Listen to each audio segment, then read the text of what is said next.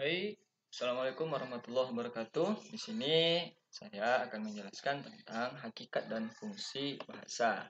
Oke, mari kita lihat. Bahasa. Bahasa itu merupakan sarana dan bentuk dasar dari sebuah ucapan.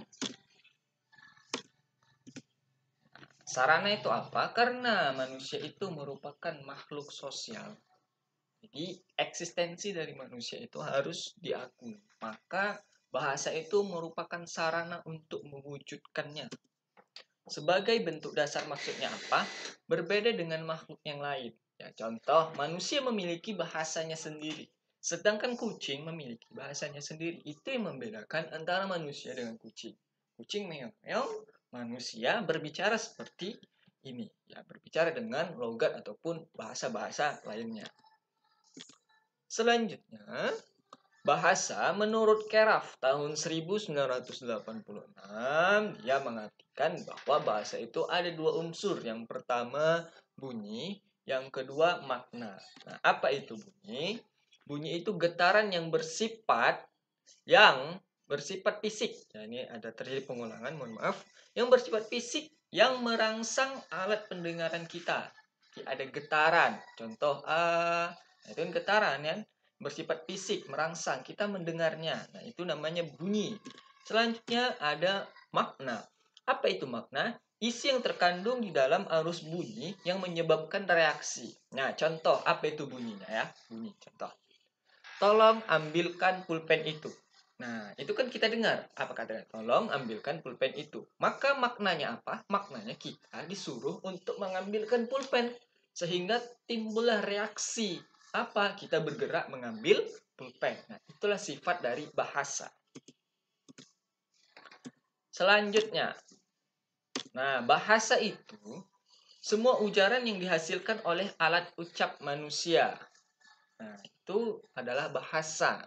Ya, maupun itu kata-kata apapun itu merupakan sebuah bahasa.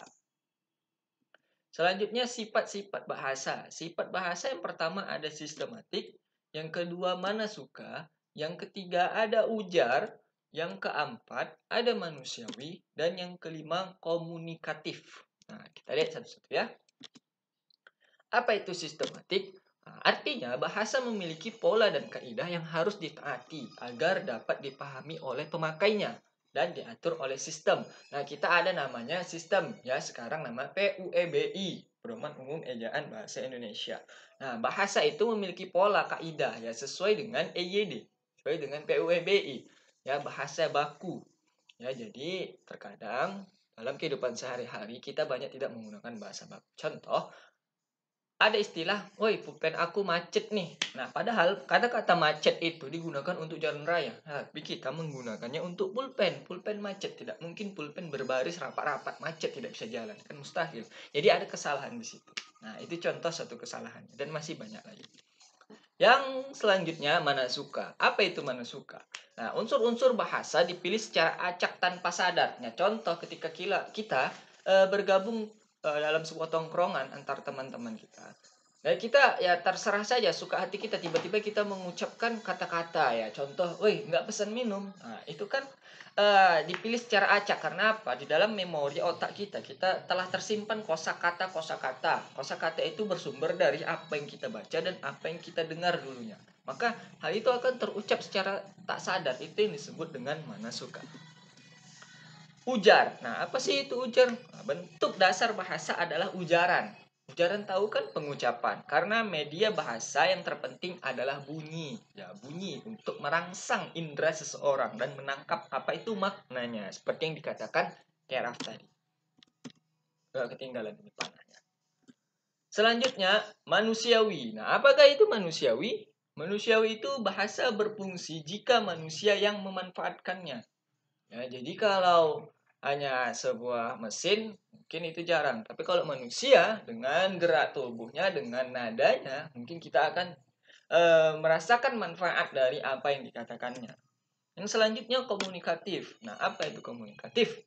Komunikatif itu adalah alat komunikasi atau alat menghubungkan antara anggota masyarakat dan tubuh. Itulah fungsi bahasa, ya. kita sama-sama bahasa Indonesia, kita merasa akrab. Ya, kita sama-sama menggunakan bahasa Inggris, kita merasa akrab, dan lain sebagainya. Anaknya ketinggalan. Fungsi bahasa menurut Santoso. Yang pertama, informatif. Yang kedua, ekspresi diri. Nah, di sini apa? Menyampaikan informasi timbal balik antar anggota keluarga ataupun anggota masyarakat. Contoh, tolong belikan mama 1 kilo minyak dong di kedai sebelah. Kalian akan merespon, iya mah, tunggu sebentar ya, cukup 1 kilo. Nah, itu maksudnya ya. Ekspresi diri, menyalurkan perasaan, sikap, gagasan, emosi, atau tekanan perasaan pembaca. Nah, tuh. Next, selanjutnya, adaptasi dan integrasi. Apa itu adaptasi dan integrasi? Menyesuaikan dan membaurkan diri dengan masyarakat. Itulah pentingnya bahasa. Selanjutnya kontrol sosial, mempengaruhi sikap dan pendapat orang lain. Nah, ini saya kita gunakan dalam ajakan ya, persuasif, mengajak orang masyarakat, ayo mari sama-sama kita sholat, mari sama-sama kita membuang sampah pada tempatnya, seperti itu. Fungsi bahasa menurut Halliday. Nah, pertama instrumental, ya, memperoleh sesuatu artinya. Yang kedua regulatoris, ya, artinya mengendalikan perilaku orang lain. Yang ketiga instruksional, yaitu berinteraksi dengan orang lain. Yang selanjutnya personal, berinteraksi dengan orang lain. Nah, panahnya ketinggalan. Lanjutannya heuristik, yaitu belajar dan menemukan sesuatu. Yang keenam imajinatif, menciptakan dunia imajinasi. Yang ketujuh representasional, artinya informasi. Nah, ini fungsi-fungsi bahasa. Fungsi khusus bahasa Indonesia sebagai bahasa nasional sesuai dengan kepentingan bangsa Indonesia. Bahasa resmi kenegaraan, itu jelas. Bahasa pengantar dalam dunia pendidikan, ya pasti ya. Yang ketiga, bahasa resmi untuk kepentingan perencanaan dan pelaksanaan pembangunan nasional serta kepentingan pemerintah. Yang keempat, alat pengembangan kebudayaan, ilmu pengetahuan, dan teknologi.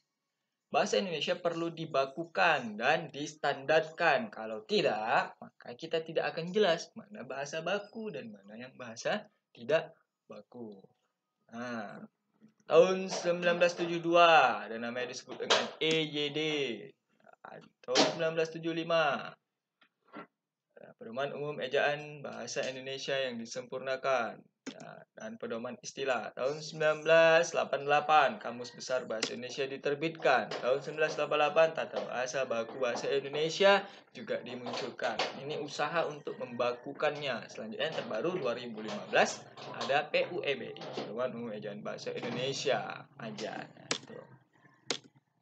Fungsi bahasa Indonesia juga dimiliki oleh bahasa baku. Pemersatu, mempersatukan suku bangsa dan berlatar budaya dan bahasa yang berbeda. Itu fungsinya bahasa baku ya, tidak campur dengan bahasa-bahasa daerah. Selanjutnya, pemberi kekhasan. Bahasa baku membedakan bahasa itu dengan bahasa lain ya.